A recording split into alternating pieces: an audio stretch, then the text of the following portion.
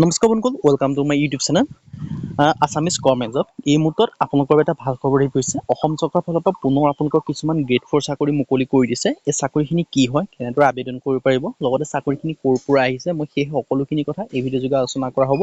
আৰু আপোনালোকৰ ভেকেঞ্চিখিনিৰ কাৰণে এজ ক্ৰাইটেৰিয়া কি হয়, কোৱালিফিকেশ্যন কিমান লাগিব, কেনেদৰে আবেদন কৰিব, মই সেই কথাও সম্পূৰ্ণ ডিটেইলছ এই ভিডিঅ' যোগে দেখাই দিয়া হ'ব। আৰু আপোনালোকৰ যদি চেনেলটো নতুনকৈ আহিছে তেতিয়া চেনেলটো ছাবস্ক্ৰাইব কৰি দিব পাৰে আৰু ভিডিঅ'টো বন্ধুৰ মাজত শ্বেয়াৰ কৰিও দিব পাৰে। আপোনালোকে দেখিছোঁ ভেকেঞ্চিখিনি পোনপ্ৰথমে জনাইছোঁ, চৰাইদেউ জুডিচিয়েৰী ৰিক্ৰুটমেণ্ট ড্ৰাইভাৰ পোষ্ট এনেদৰে কিছুমান ভেকেঞ্চি আহি গৈছে গ্ৰেড 4। আৰু মই পোনপ্ৰথমে আপোনালোকক জনাইছোঁ লাষ্ট ডেটৰ সম্পৰ্কে ভেকেঞ্চিখিনি ক'ৰ পৰা আহিছে। চিফ জুডিচিয়েল মেজিষ্ট্ৰেটৰ পৰা আহিছে। লাষ্ট ডেট দি আছে 7/6/2024। মানে আপোনালোকে নাভাবিব যে মে' মাহৰ 7 তাৰিখৰ কথা কৈছে, কৈছে জুন মাহৰ 7 তাৰিখৰ কথা কৈছে, কিয়নো 7/6 লিখিছে, 6 মানে জুন মাহৰ হয়। জুন মাহৰ 7 তাৰিখলৈকে আবেদনসমূহ কৰিব পাৰিব। আৰু পোনপ্ৰথমে ড্ৰাইভাৰ ভেকেঞ্চি আছে, ইয়াৰ কাৰণে এটা আছে। দৰমহাসমূহ দিয়া হ'ব 14,000 পৰা 60,500 টকা। লগতে আপোনালোকক গ্ৰেড পে' দিয়া হ'ব 5,200 টকা।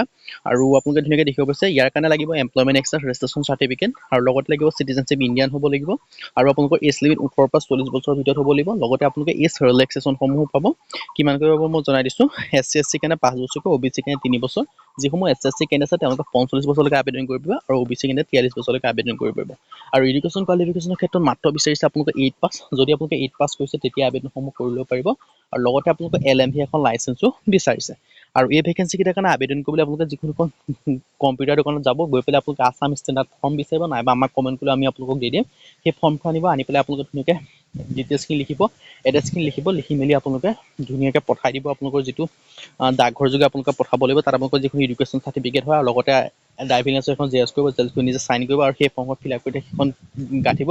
গাঁঠি পেলাই যদি এনভেলপ হয়, এনভেলপটো ল'ব, এনভেলপত সেই ডিটেইলছখিনি সোমাই দিব, সোমাই পেলাই ধুনীয়াকৈ আপোনালোকে এটা চাইন কৰি দিব। চাইন কৰি পেলাই আপোনালোকে ওপৰত এই এড্ৰেছটো লিখি পঠাই দিলে হ'ল। Office of the chief judicial magistrate, Charaideo, post office Sonari 785690 আছামত পঠাই দিলে আপোনালোকৰ আবেদনসমূহ হৈ যাব। আজি ভিডিঅ' মানে যদি ভিডিঅ' লাইক কৰিব, লগতে চেনেলটো ছাবস্ক্ৰাইব কৰি দিব, ভিডিঅ' প্ৰতিদিনে পাই থাকিব। আজিলৈ পুনৰ ভিডিঅ'ত লগ পাম।